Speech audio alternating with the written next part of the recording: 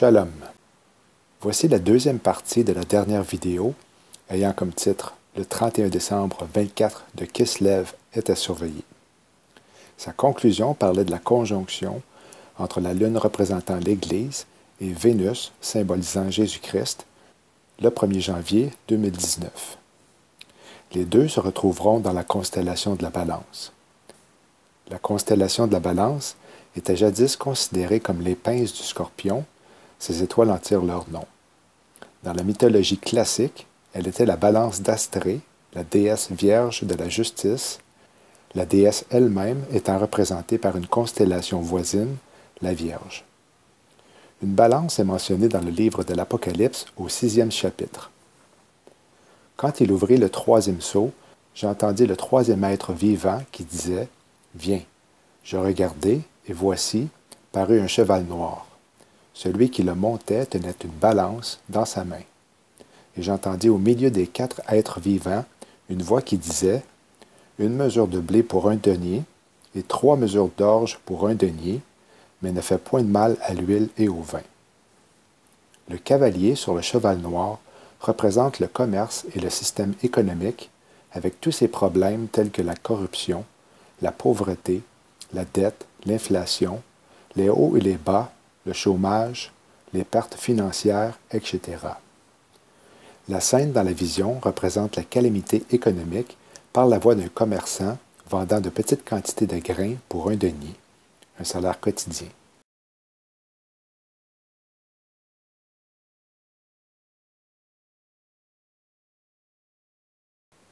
Le 10 octobre correspondant au 1er de Tishri, fête des trompettes, à cause du décalage d'un mois, le Dow Jones a chuté de 832 points, représentant la troisième pire baisse en un jour dans l'histoire et la plus forte baisse du mois de Tishri depuis 2008. Le lendemain, les actions ont chuté encore plus bas, s'élevant à une baisse massive de 1400 points en seulement 2 jours. Le marché a commencé à se relever le 12 octobre, mais a depuis subi un certain nombre de semblables plonges, notamment une baisse de 608 points le 24 octobre, de 396 points le 19 novembre, de 552 points le 20 novembre et d'autres qui apparaissent à l'écran.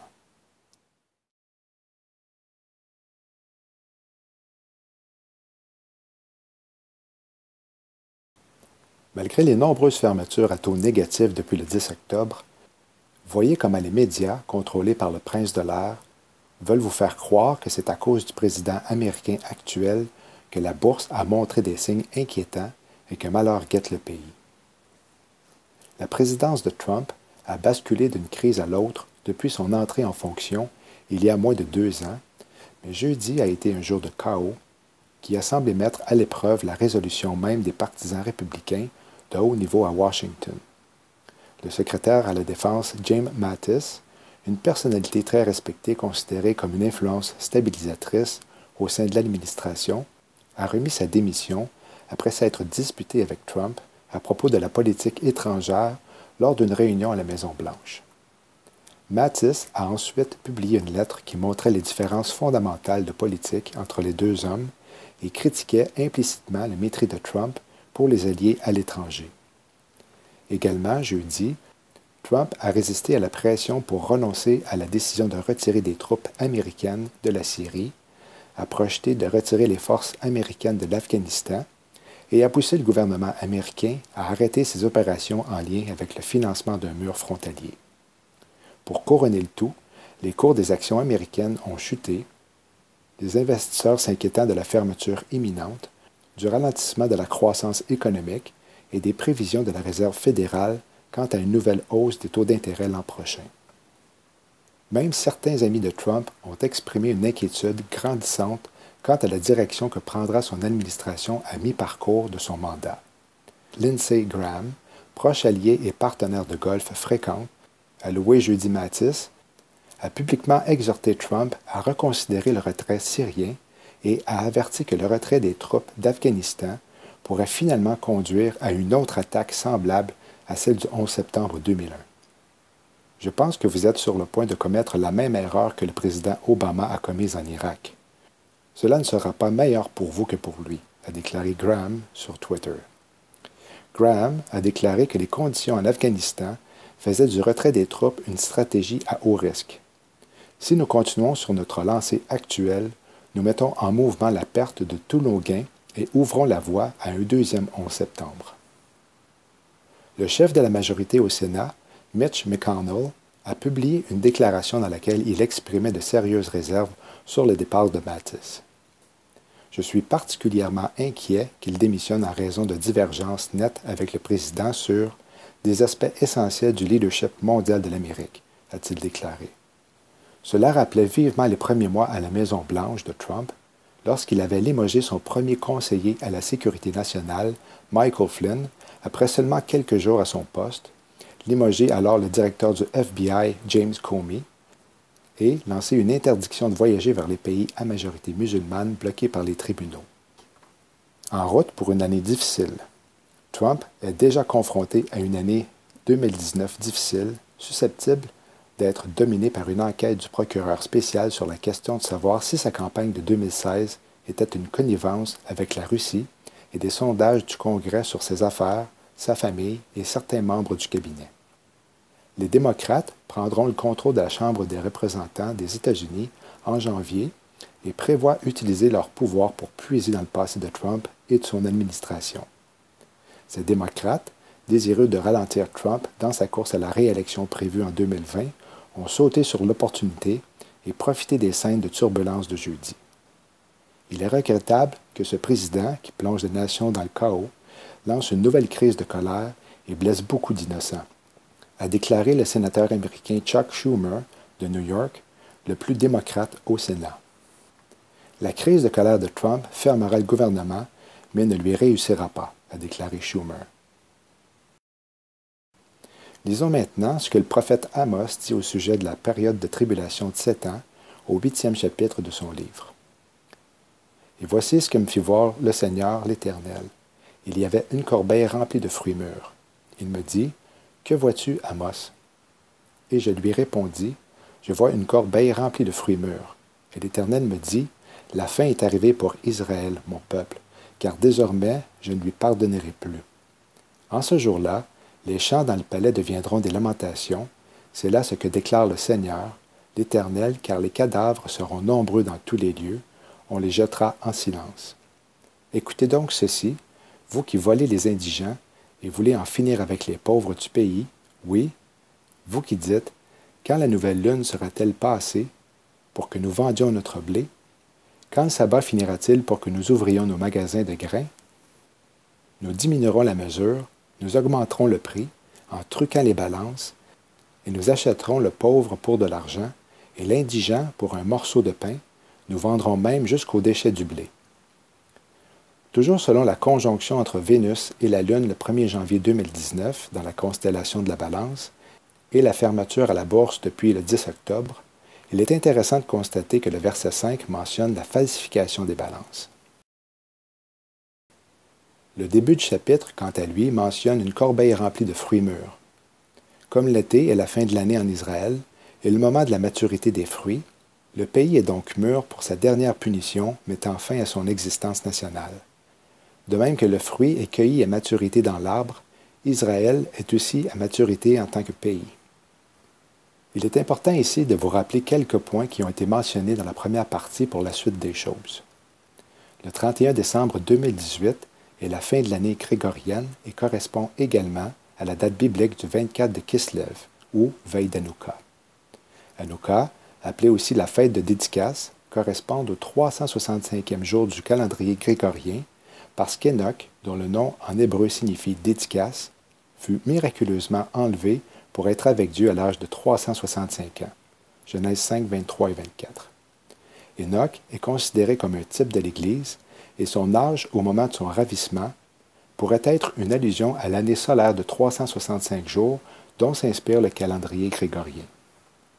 La raison de l'existence de la fête d'Hanouka représente le miracle de l'huile, durant lequel une petite quantité d'huile, assez pour garder la menorah allumée pendant une seule nuit, dura miraculeusement 8 jours. Le thème, avoir suffisamment d'huile pour garder la flamme allumée, trouve son écho dans la parabole des 10 vierges de Matthieu 25, dans lequel 10 vierges, les 5 folles et les 5 sages, ont besoin d'huile pour leurs lampes afin d'aller à la rencontre de l'époux. Que minuit soit l'heure de la venue de l'époux est remarquable parce que le réveillon du Nouvel An, qui coïncide avec la veille d'Hanouka en 2018, est un jour de l'année durant lequel pratiquement chaque personne, qu'il s'agisse de folle ou sage, se concentre sur le minuit. Encore une autre corrélation de Kislev Hanouka qui est remarquable se trouve dans Agé chapitre 2, où le Seigneur nous implore de réfléchir soigneusement au 24e jour du 9e mois, veille d'Hanouka, et associer cette date à une secousse des cieux et de la terre. Enfin, Jésus dit qu'au moment de sa deuxième venue, son peuple sera en train de manger, boire, acheter, vendre, planter, construire et se marier. Luc 17, 27 et 28. Le Nouvel An, saison de Hanouka, survenant au milieu de l'hiver pendant que les gens partout dans le monde fêtent et s'offrent des présents, comme dans aucune autre période de l'année. En même temps, c'est le point fort de l'été dans l'hémisphère sud, temps idéal pour la plantation, la construction et le mariage. Voilà pour ce qui en est du résumé de la première vidéo. Voici maintenant d'autres points en lien avec le dernier jour de l'année. Or, c'est ici la volonté du Père qui m'a envoyé, que je ne perde aucun de ceux qu'il m'a donnés, mais que je les ressuscite au dernier jour. C'est ici la volonté de celui qui m'a envoyé, que quiconque contemple le Fils et croit en lui ait la vie éternelle, et je le ressusciterai au dernier jour.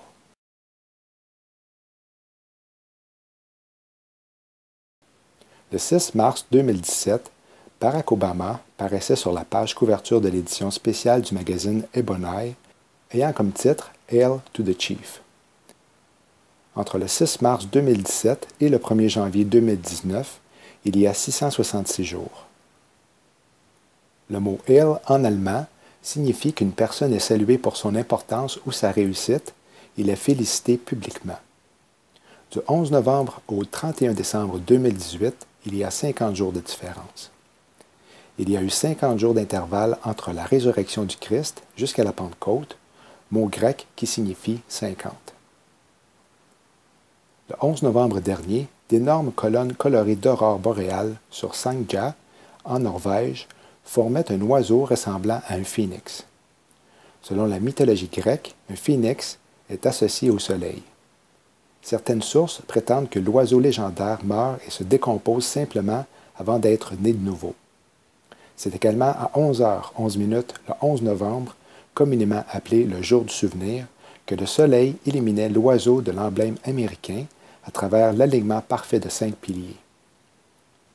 Dernièrement, c'est le 11 novembre 2018 que la Terre a sonné comme une cloche.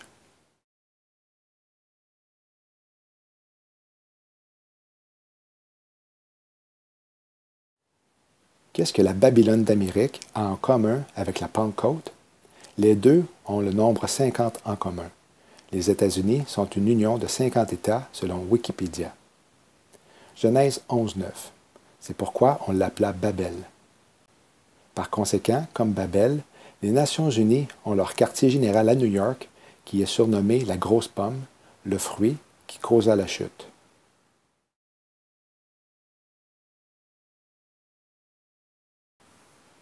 Ceci étant dit, voyez les versets qui mentionnent le mot fruit, ayant en tête la corbeille de fruits mentionnée dans Amos.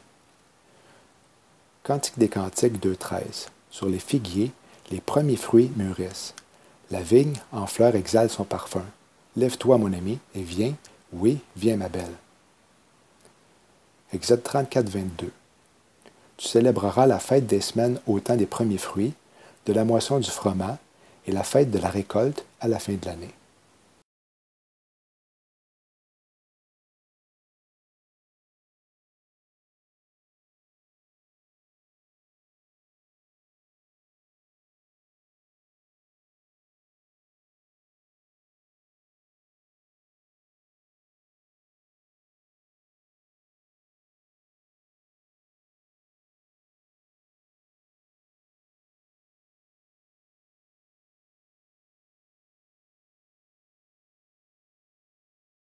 I think what I want to do is I want to talk just for a second. I wrote this out, and it's very close to my heart because I was down there, and I watch our police and our firemen down on 7-Eleven, down at the World Trade Center right after it came down, and I saw the greatest people I've ever seen in action. Ce qui est curieux est qu'entre le 20 janvier 2017, jour de l'inauguration de M. Trump à la présidence, et le 1er janvier 2019, jour de la conjonction de la Lune avec Vénus, il y a 711 jours d'intervalle.